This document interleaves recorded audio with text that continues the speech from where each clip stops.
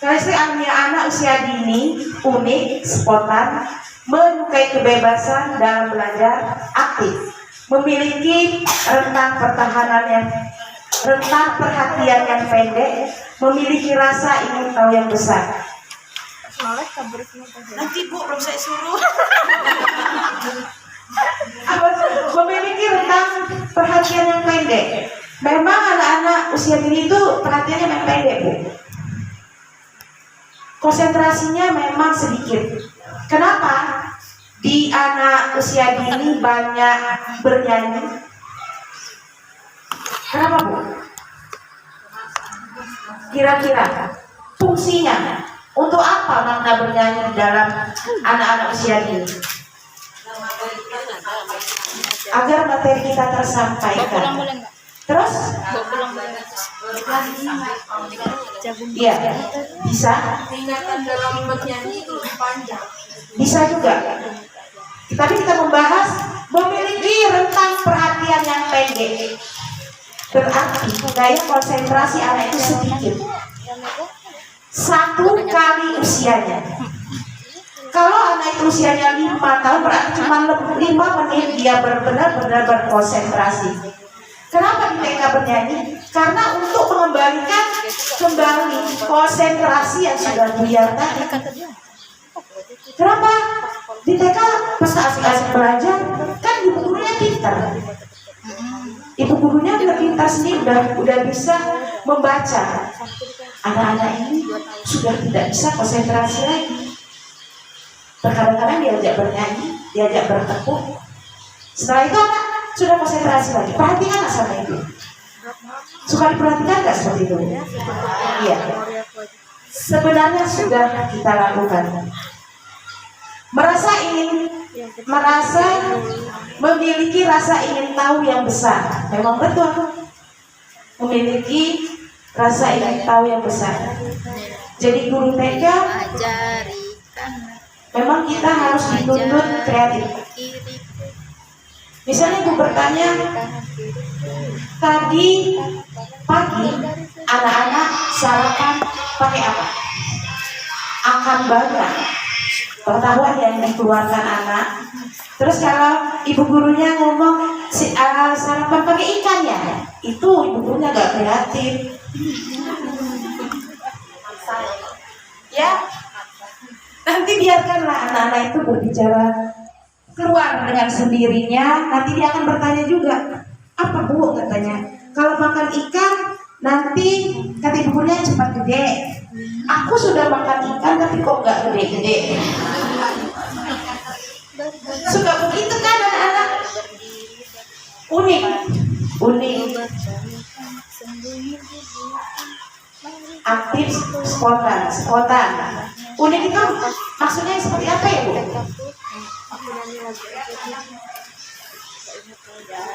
Kira-kira unik berbeda-beda. Setiap anak itu unik. Iya, memang benar. Setiap anak memiliki karakteristik yang unik. Uniknya itu seperti apa? Unik. Ingin tahu. Keingintahuannya tuh ini. Ya, karena anak-anak itu dilahirkan dari keluarga yang berbeda-beda, mempunyai latar belakang yang berbeda-beda. Jadi keunikannya juga berbeda-beda.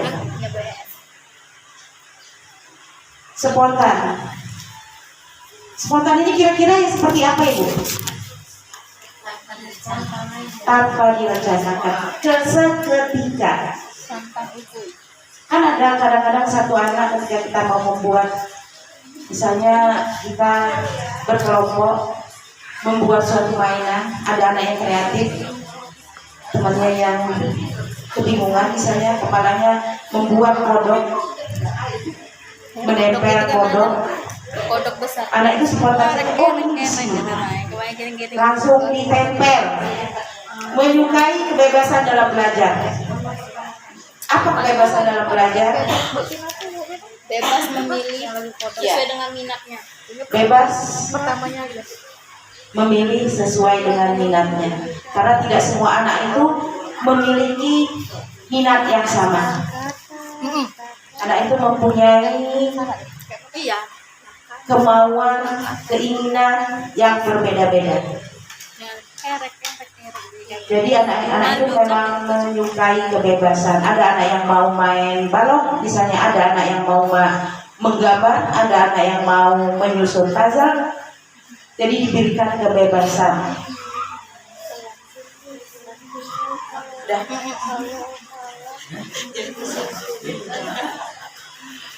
Apa itu pembelajaran berbasis proyek? Pembelajaran berbasis proyek merupakan pendekatan pembelajaran melalui bermain berdasarkan prinsip konstruktivistik atau anak membangun pengetahuan baru. Baca sendiri ya Bu. Kelihatan kan? Sudah bisa baca sendiri. Pembelajaran berbasis proyek dapat dimaknai sebagai kegiatan yang dilakukan oleh anak dengan mengeksplorasi secara mendalam berbagai topik melalui aktivitas berkreasi menggunakan berbagai bahan atau material terbuka. Apa material terbuka itu? Apa material terbuka? Material terbuka itu bisa barang-barang bekas. Jadi tidak patokannya itu bukan hanya barang yang kita beli tadi. Ya. Material terbuka. Lus apa namanya? Lus. Material terbuka itu ibu bisa membuat dari apa saja maksudnya. Mau dari kardus, mau dari bekas ciki-ciki ibu dapat dari jalan, bisa dibuat minuman, tirai, aqua, botol aqua, kata Pak Minto tadi, bisa dibuat untuk permainan bowling. Atau kita bisa juga ke tempat tukang rongsok, misalnya Iya, nyari kemana aja ibu lebih tahu mencarinya kalau ada kalaunya loh, kalau mau. Ya harus mau loh. Banyak ini nggak mau, ya nggak. Sebenarnya kita ini Yang praktis. teorinya sudah semua loh Bu, dari tahun ke tahun, dari tahun ke tahun, seperti itulah teorinya. Tapi prakteknya jalan sendiri-sendiri sesuai kemauan sekolah. Kemauan sekolah masing-masing kan Bu? Iya. Kayak ini tema mana tadi? Tema dan topik dalam pembelajaran berbasis proyek. Dulu mungkin udah 10 tahun yang lalu saya pelatihan di Cukmutia juga seperti ini temanya. Tema itu mengikat, tema itu dijadikan payung. Misalnya ibu jangan dulu ditentukan tema. Kalau dulu bebas membuat tema itu tidak harus berurutan karena sesuai dengan keadaan sekolah. Dulu saya sudah 10 tahun yang lalu saya pelatihan itu seperti ini pembahasannya. Tema itu hanya sebagai payung dan pengikat. Kenapa? Ibu misalnya ibu hari ini membuat RPPH tentang tanaman. Tapi ibu nggak tahu itu temanya seperti apa.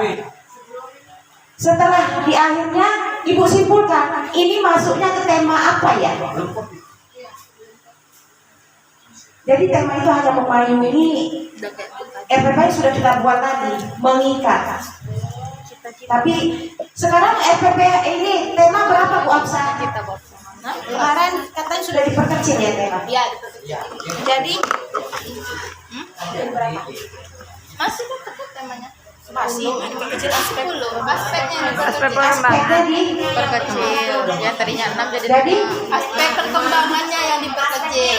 Yang tadinya 6 tadi nggak dibahas di sini. Udah ya. Nah tadi kan sudah aspek perkembangan.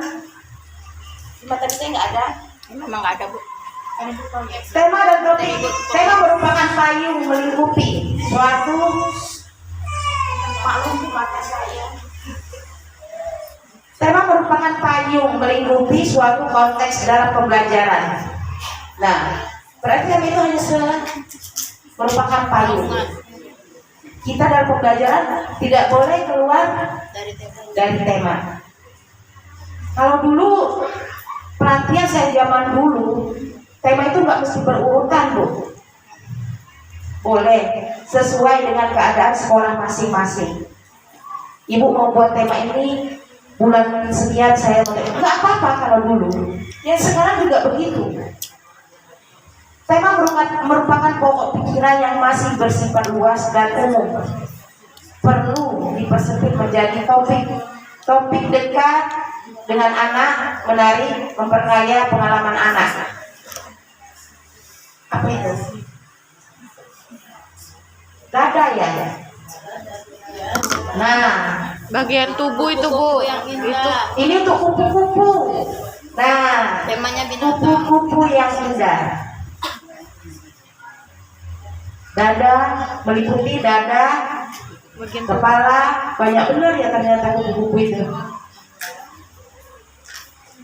Inilah ruang lingkup kupu-kupu dan habitatnya.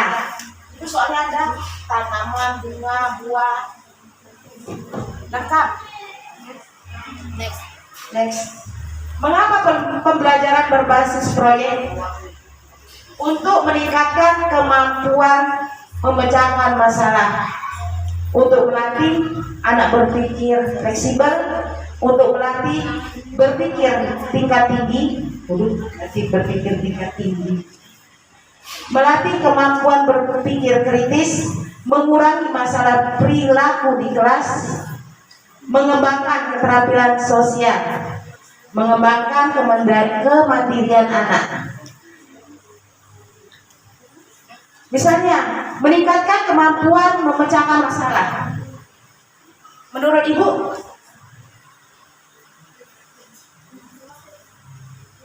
untuk meningkatkan kemampuan memecahkan masalah bagi anak ya Bu, kira-kira seperti apa Bu?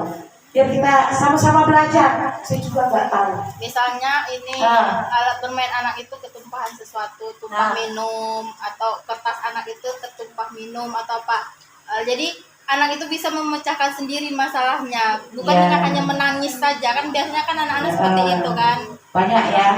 Misalnya anak-anak itu senggol temannya. Terus anak itu menyelesaikan sendiri harus seperti apa. Biar temannya nggak marah ya minta maaf. Banyak ya Bu ya. Nggak menarik ya Bu? Bukan Bu. Ganti anak balik.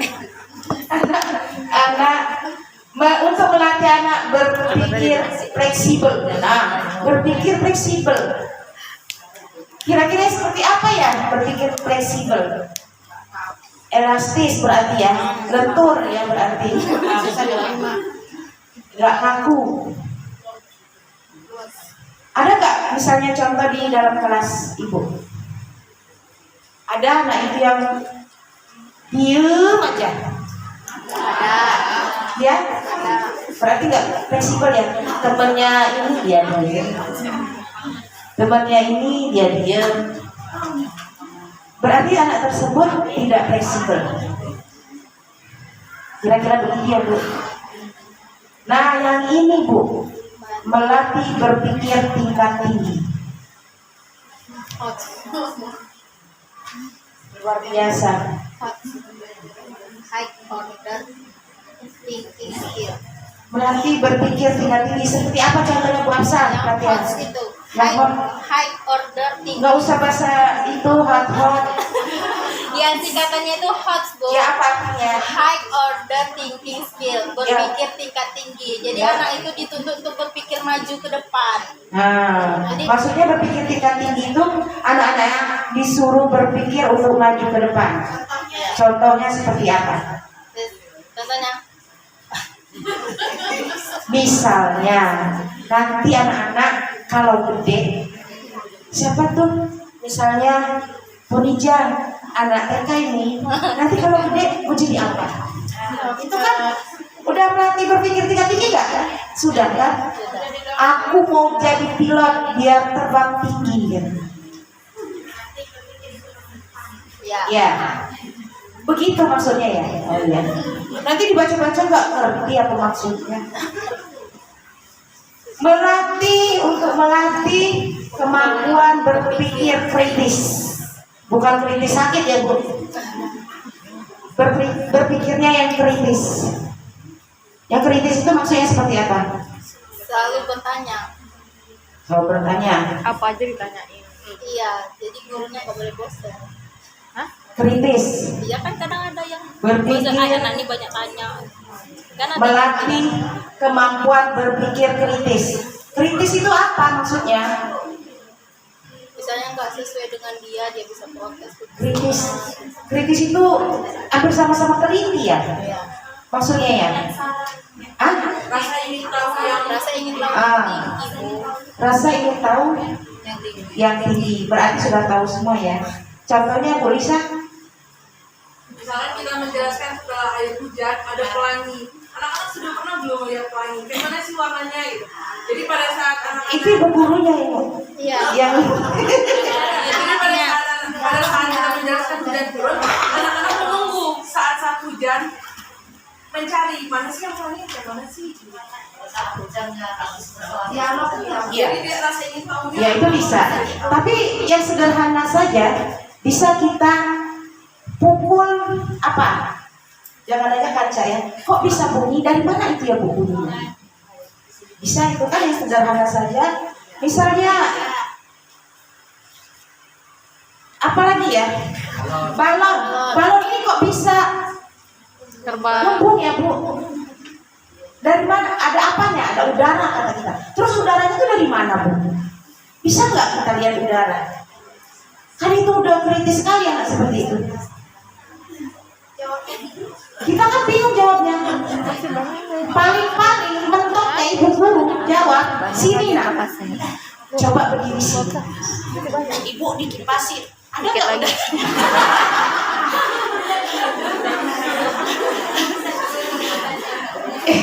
Paling seperti itu kan? Ya karena kita tertarik cuma seperti itu. Kupita ya. Itu namanya anak yang kritis, Kupita ya. memiliki rasa ingin tahu yang tinggi. Itu anak yang luar biasa. Kalau saya nggak usah jauh-jauh ya Bu. Anak saya dulu kalau ditanya, Bu ini bisa dipakai? Oh udah, pusing Ibu. Anak saya sendiri, kok Bu ini. Kita nih yang pusing. Dijawab ini, tanya lagi. Dijawab ini, nanya lagi. Sebenarnya itu kritis, tapi kitanya nggak tahan. Iya. Sebenarnya nggak boleh kayak gitu ya Bu ya. Harus dikasih penjelasan. Mengurangi masalah perilaku di kelas. Mengurangi masalah perilaku di kelas. Maksudnya? Akan ada anak itu aktif, nggak Iya. bisa diem, suka lari sana, lari sini. Oh iya. naik-naik Dengan pembelajaran proyek tadi bisa mengurangi masalah perilaku di kelas. Bisa anak yang aktif, bisa anak yang tidak aktif juga bisa. terlibat ya dalam proyek. Iya bisa. Mengembangkan keterampilan sosial. Dari interaksi satu sama lain. Ya. Berinteraksi, Ya sama. kerjasama. Ngobrol itu udah sosial gitu. Tapi gurunya suka jangan ngobrol. Bersiap. Padahal itu dia sedang berinteraksi sosial.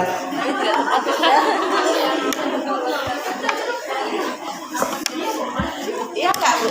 Iya, benar. Mengembangkan kemandirian anak. Mengembangkan kemandirian anak untuk lingkup kecil saja di dalam kelas.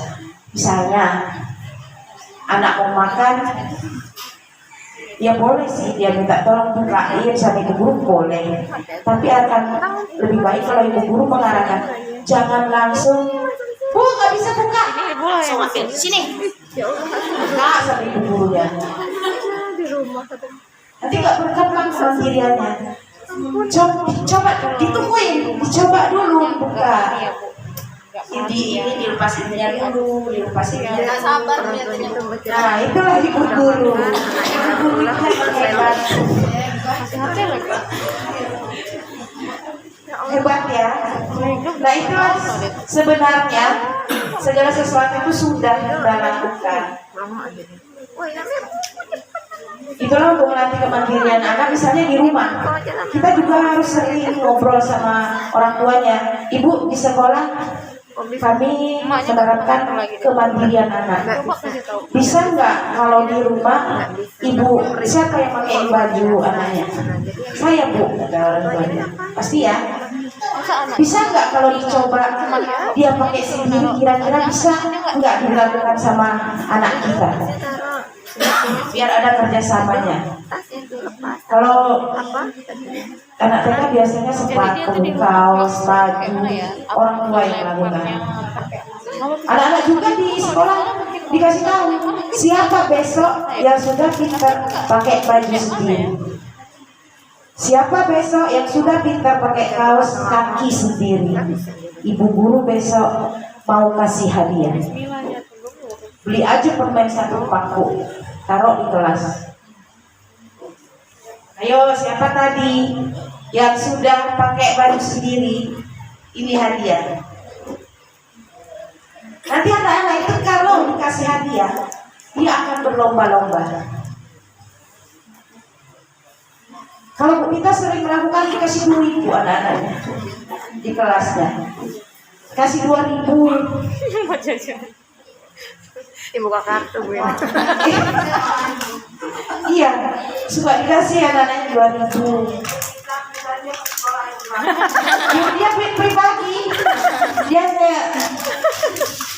dia pribadi dia. Ya guru itu harus ikhlas, Bu. Makanya jadi guru harus ikhlas. Jangan mikirin gaji.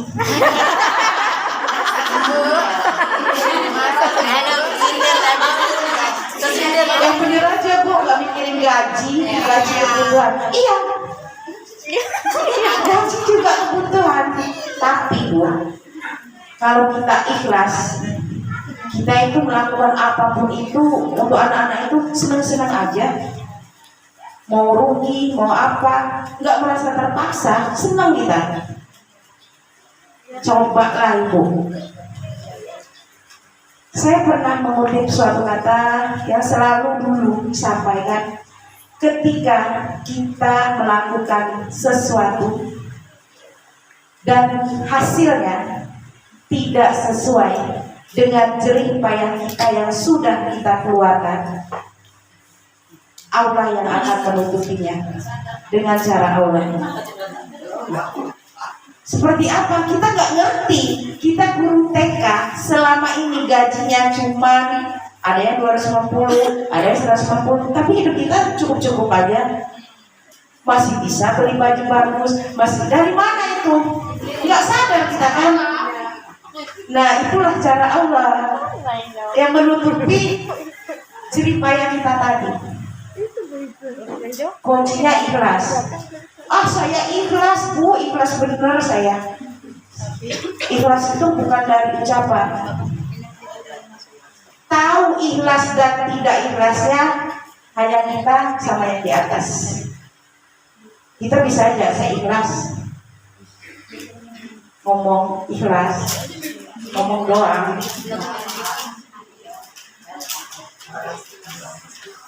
Itu hanya itu aja Ibu, jangan diambil. Kalau ada benarnya ya silakan dipikirkan. Kalau nggak benar jangan masukkan ke hati, buang. Bu ini maklumlah. Maaf ya Pak. Anak muda ya Bu. Langkah pembelajaran berbasis proyek. Langkah pembelajaran berbasis proyek. Udah ini. Mulailah dengan pertanyaan esensial. Apa pertanyaan? Pertanyaan terbuka tadi. Oh, pertanyaan terbuka. Maklum saya ini bukan orang Inggris, saya nggak ngerti. Iya, Mas Bendo. Apa yang ingin kalian ketahui tentang bunga mawar? Itu pertanyaan ibu guru. Ini sekolahnya udah bagus benar. Iya. Apa ibu gurunya bertanya begini, apa yang ingin kalian ketahui tentang bunga mawar? Kalau di tempat kita kira-kira anak-anak bisa nggak? Bisa Bu, insya Allah. Nggak, dan kata-katanya ya, apa yang ingin kalian ketahui tentang bunga mawar? Paling kalau di tempat kita, anak-anak mau tahu nggak tentang bunga mawar?